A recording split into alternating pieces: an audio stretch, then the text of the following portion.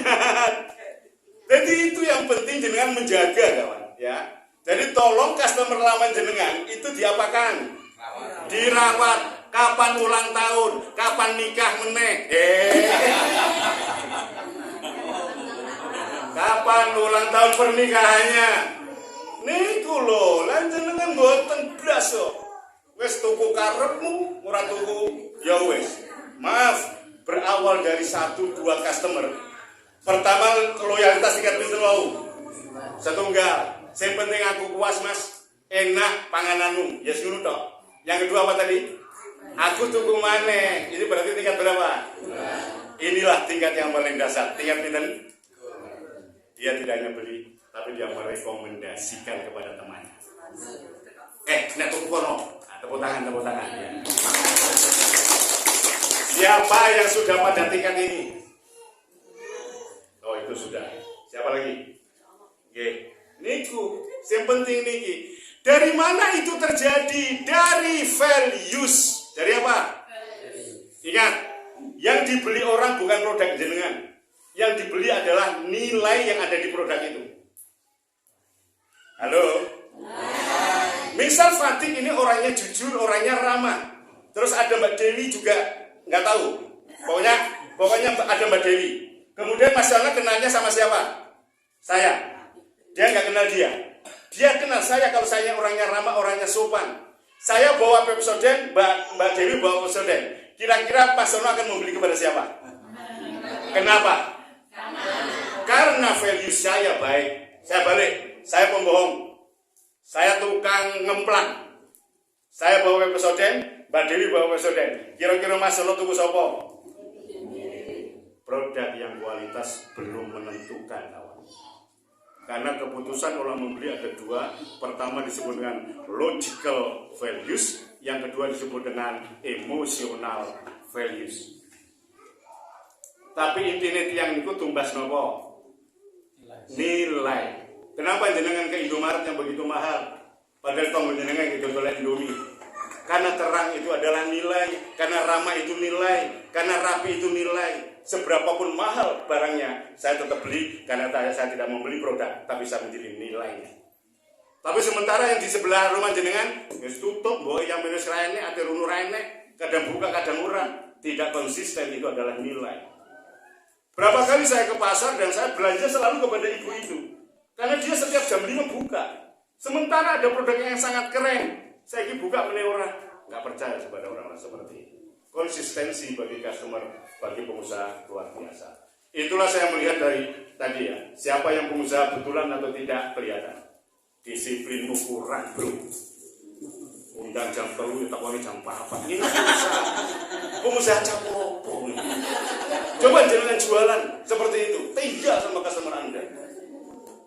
Ciri khas pengusaha pertama itu adalah dia selalu, kata-kata dia itu selalu diikuti dengan perbuatannya. Nek kowe ngundang jam 3 kene, Dek. Aku pertama kali datang lho. Pembicara lho pertama kali datang. Wahai para setan saya bilang gitu. Ini enggak ada orangnya. Panitianya juga enggak ada loh. Ini koreksi pertama. Enggak mungkin jenengan akan hebat kecuali Anda tidak akan menghormati waktu. Bahkan di Islam pun kita diajarkan 5 waktu tepat itu sholat. Nggak ada sholat molor, nggak ada. Pak, saya tak sholat pak. Oh ini jam 8, amu sholat zuhur, nggak ada ceritanya. Terus jenengan sholat zuhur pada waktu asar, nggak boleh. Pengusaha itu dan pengusaha itu wajib bangun jam 3 malam.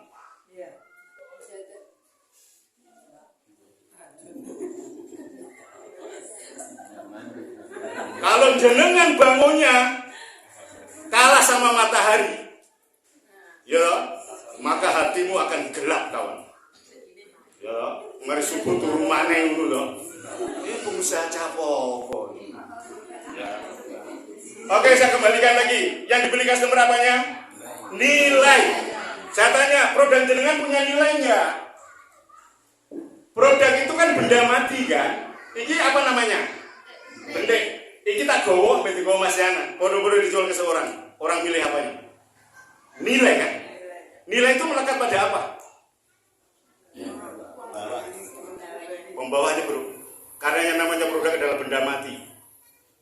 Yang membeli produk jenengan itu uang urip apa uang mati? Maka dia tidak suka membeli benda mati. Maka produkmu harus diapakan? Hidupkan. Dengan apa caranya? Masukkan nilai pada situ. Nek sing nggawa aku produk ini jadi ramah loh. Karena aku yang menjual pakai apa? Senyum. Tuh. Engkau boleh jualan produk apapun, tapi sorry, orang membeli adalah pada Anda. Maka jangan jual produk Anda sebelum Anda berhasil menjual diri Anda. Tak ulang ya. Jangan jual produk Anda sebelum Anda berhasil jual apa? Diri Anda. Dirimu aja nggak laku kok. Apalagi?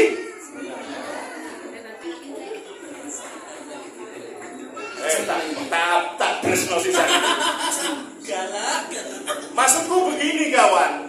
Jual diri itu gimana? Dirimu aja nggak laku, kamu nggak dipercaya, kamu pembohong. Mana mungkin kamu bawa produk yang sangat murah pun tidak laku. Ingat, ini sering saya sampaikan kepada murid-murid saya ya. Seberapa mahal produkmu akan menjadi murah ketika yang bawa adalah kamu yang paling disiplin, kamu yang ramah, kamu yang luar biasa itu. Tapi semurah apapun produkmu, rapayu dan gue pencuri. Mas, betul mas, orang, lo kok iso? Gak percaya, kamu kan pembohong. Jadi bukan pada produk, tapi the man behind tegan. Siapa yang dibalik tegan? Tekan yo propo yo iki dan sebagainya. Halo? Saya ulang sekarang. Apa yang dibeli customer Anda? Loyalitas itu bukan pada produk. Loyalitas itu pada nilai yang sama. Halo?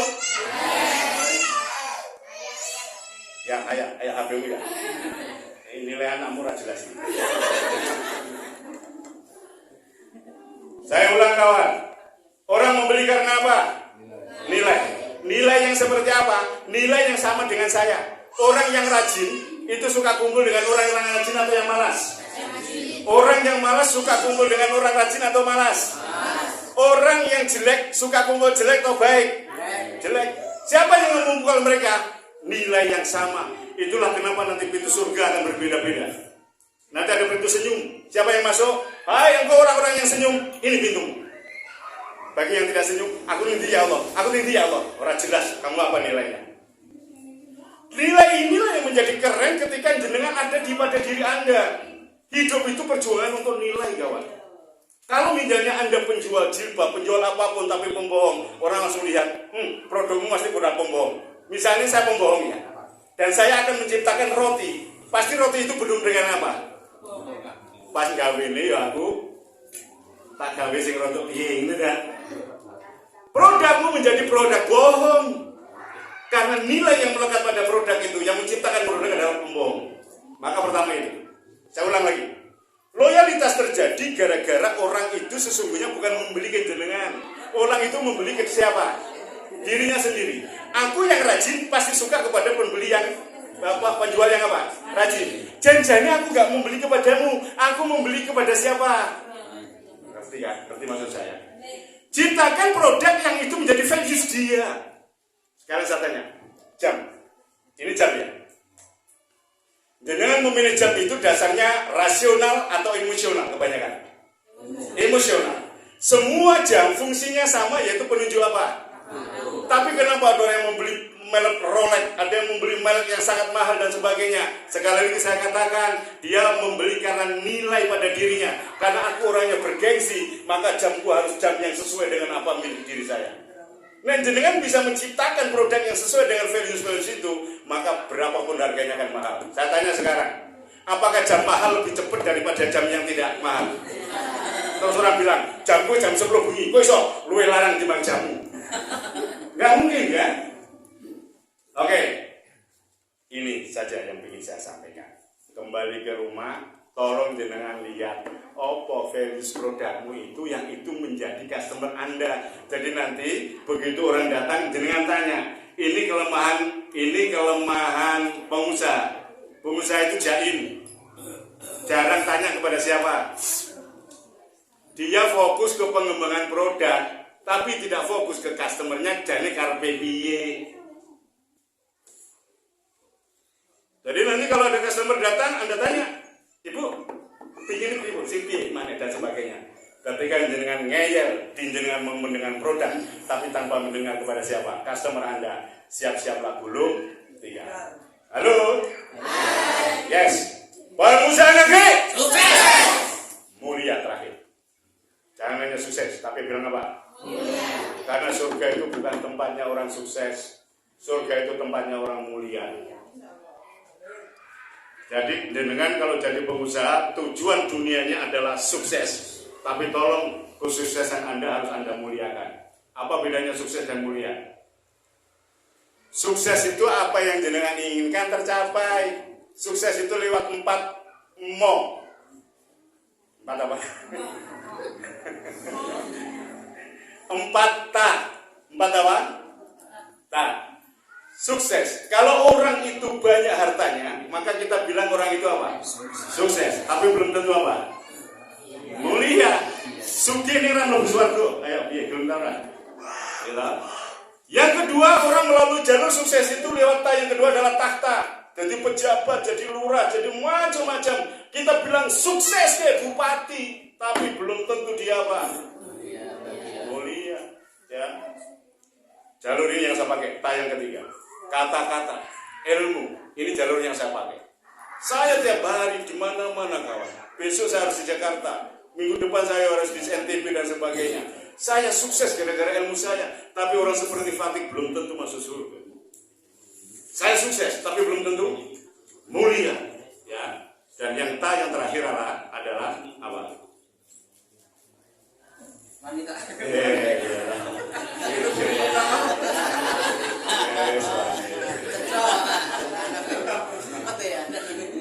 Yang terakhir adalah cinta. Ini dipakai para artis. Artis itu menjadi sukses gara-gara dia dicintai banyak orang. Tapi dia sukses dan belum tentu apa? Mulia. Jenengan ingin sukses saja? Tapi harus apa? Apakah mulia itu? Mulia itu apa?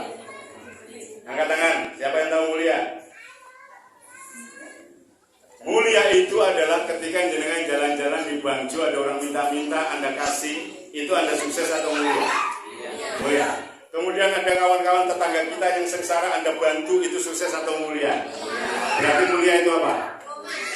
Lomang berbagi. Allah mengatakan apa? Barang siapa yang bersedekah 1, maka akan dilipat gandakan menjadi 10 bahkan 700 kali lipat. Itu kemuliaan kawan. Jadi suksesmu nggak akan menjadi sukses tanpa engkau memuliakan kesuksesan Anda. Nah aku sugih, lalu aku berikan kepada orang lain, itu bermakna aku akan semakin sugih. Kenapa? Karena kesugihanku tak muliakan dengan saya bagi-bagikan. Kalau aku punya ilmu dan aku nggak mau dibayar seperti ini, aku sukses atau mulia?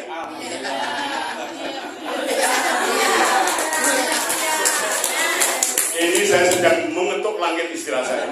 Biasanya habis kasih pengajian itu undangan training, itu bertubi-tubi. Saya bilang apa? Jadi tujuan jenengan saya jangan hanya sukses, tapi apa? Yuk saya teriakan. Pengusaha negeri. Sukses. Sukses gini, sukses. Mulia itu begini, bagi. Ojo kowe sukses tok. Tonggomu melarat kalau tahu kayak apa-apa. Harus diapakan?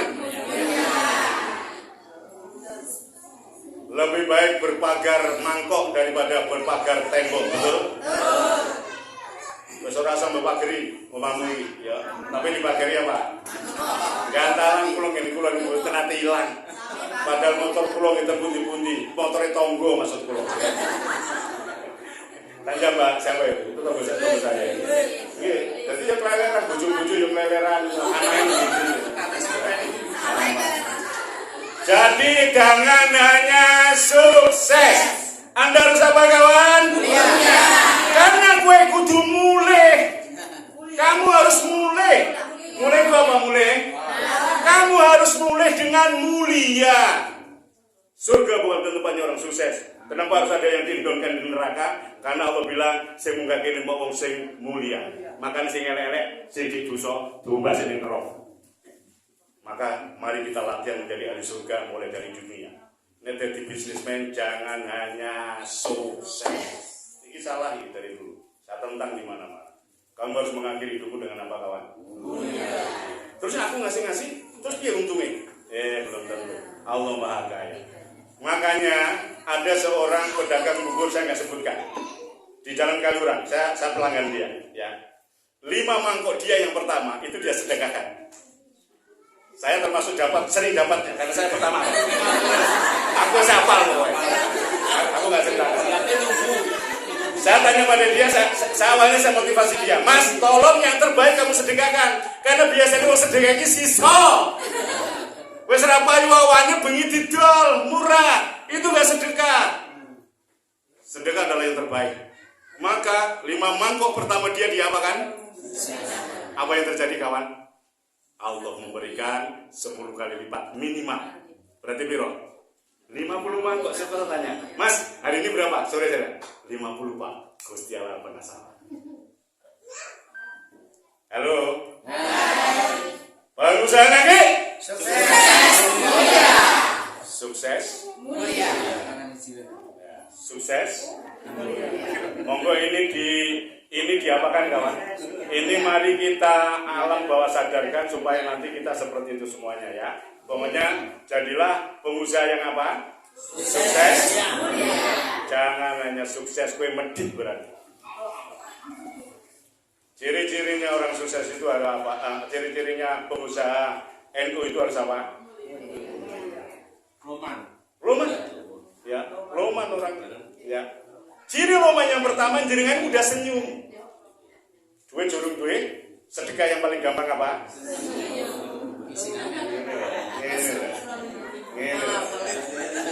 Pengusaha NU itu ciri-cirinya wajahnya selalu apa? Senyumnya pengusaha NU adalah dia harus bilang cheese. 2,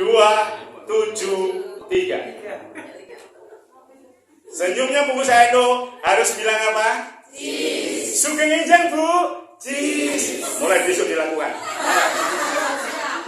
Setiap ada pelanggan langsung bilang gitu. Sugeng injang, Bu. Cheese. Kok ente cheese saat ini? Matut di training tambah hidian jenengan.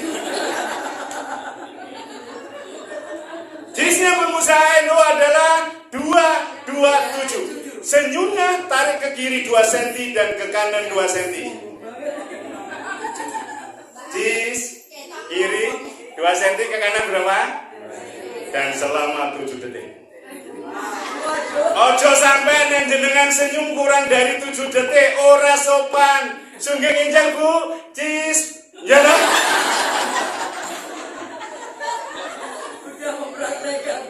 Saya sudah mempraktekkan. Maka senyumur untuk suwi titik, ya. Sugeng injang, Bu. Cheese. Itu kan dewe, ya. Kenapa senyum harus 7 detik? 7 detik itu adalah menaikkan hormon namanya dopamin. Siapa yang tahu dopamin? Dopamin adalah hormon narkoba yang ada pada tubuh Anda. Barang siapa yang senyumnya lebih dari 7 detik, maka dia akan merasa bahagia dan akhirnya penyakit semua hilang. Maka obat yang paling dasar adalah senyum. Lihatlah orang yang stroke berapa, pasti terapinya adalah senyum. Tapi senyumnya harus berapa lama? Di manakah dopamin itu, Fatih? Dopamin itu tepat ada di otak Anda kalau dibor di dalam mesin. Maka Anda pernah lihat film India? Pernah lihat film India? Orang India selalu diapakan di sininya? Dan selalu nyanyi, bukan? Bahwa berdendang, bahwa tersenyum itu adalah membangkitkan nomor dopamin. Anda nggak perlu beli narkoba. Bahwa narkoba itu ada di tubuh Anda sendiri ketika Anda senyum berapa lama? Tapi senyummu kurang dari 7 detik, yang muncul adalah hormon stres. Tambah sulit, tambah towek.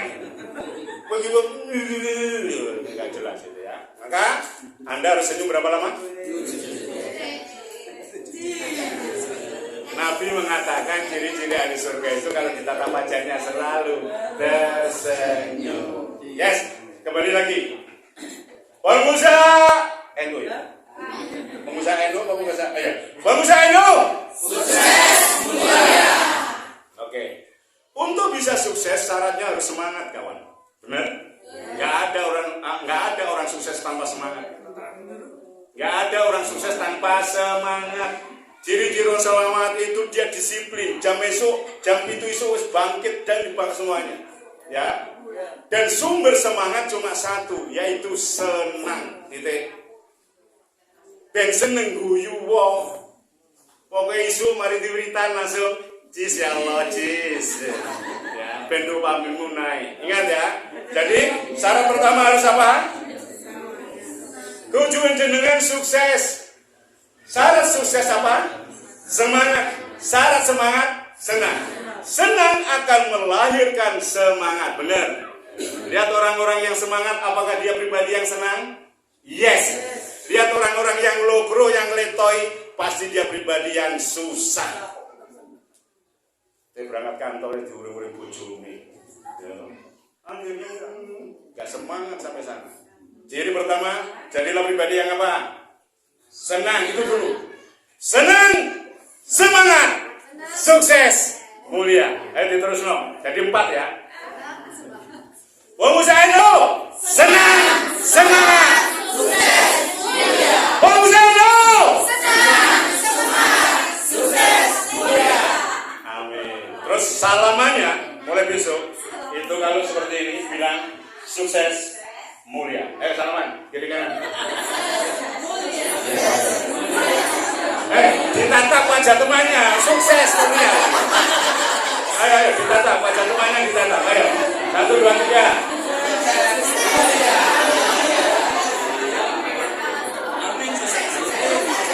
Semangat ya. Halo.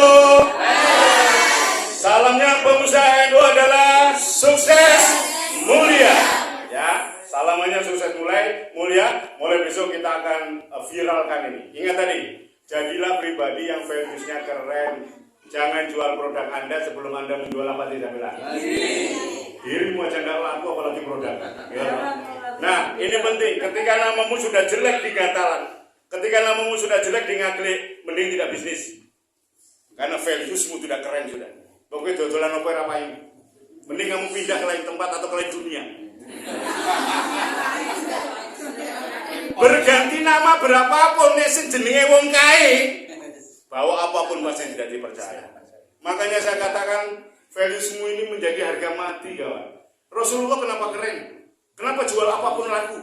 Karena Al-Amin kan. Al-Amin itu values. Rasulullah tidak jualan produk, beliau jualan apa? Nilai. Lah jenengan pengusaha tapi tidak dipercaya. Sorry, nggak lama ya. Pak Tersun, sampai di sini semoga kita semangat semuanya. Tepuk tangan buat kita semuanya. Assalamualaikum warahmatullahi wabarakatuh.